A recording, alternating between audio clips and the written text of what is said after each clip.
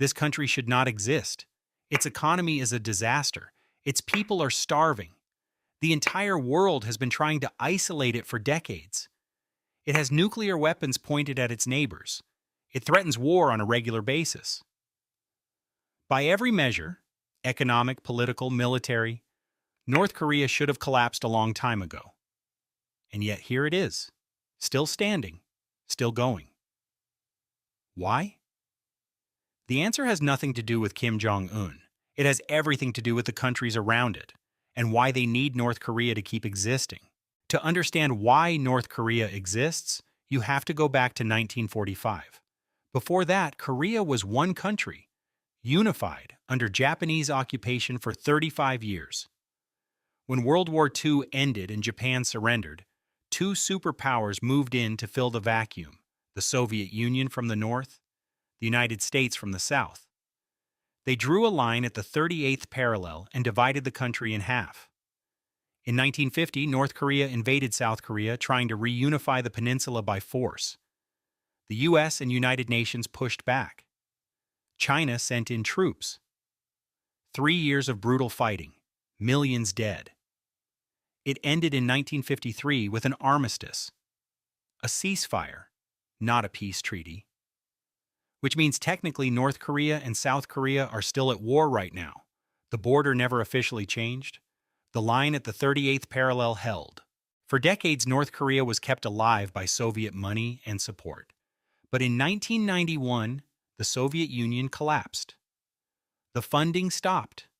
North Korea was on its own.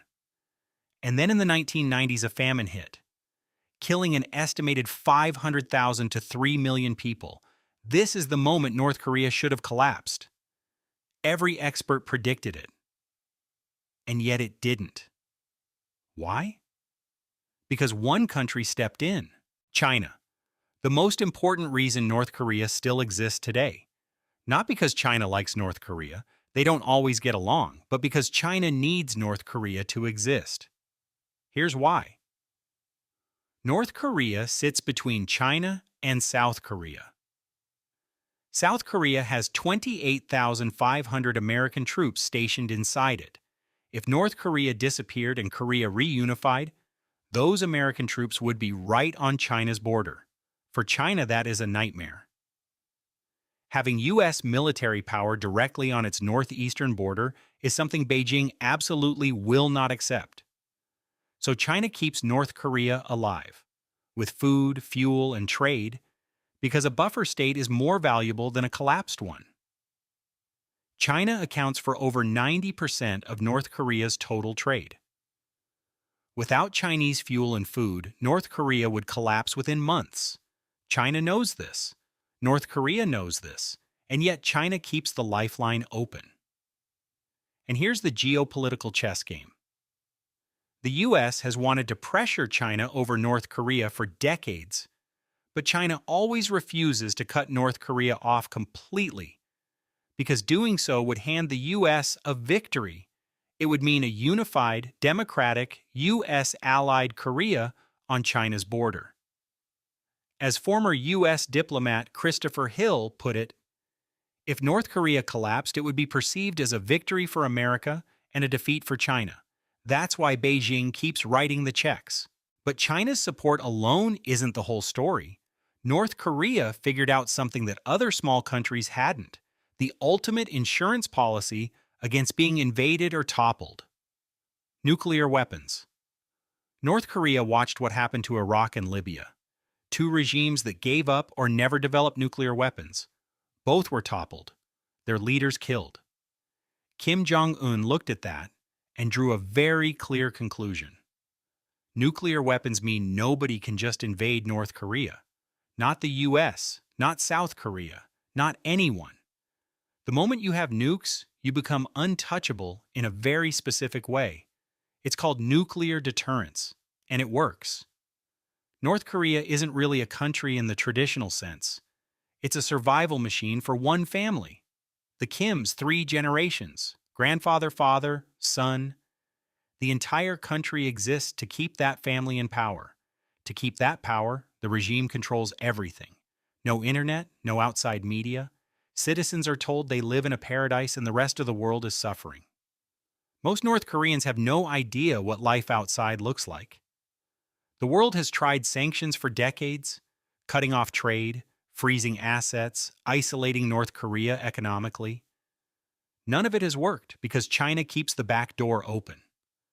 As long as China won't fully enforce sanctions, they're only partially effective. Then something unexpected happened. Russia invaded Ukraine in 2022. And suddenly North Korea had a new powerful friend who needed something North Korea had plenty of. Ammunition. North Korea has massive stockpiles of old Soviet-era weapons and shells.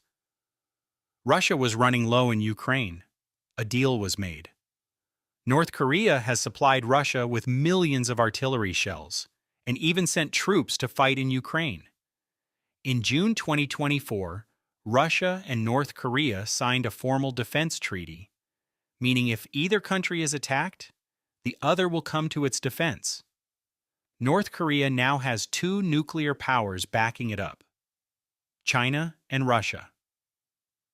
This makes North Korea more secure than it has been in decades. It has nuclear weapons. It has China keeping it economically alive. And now it has Russia as a military ally.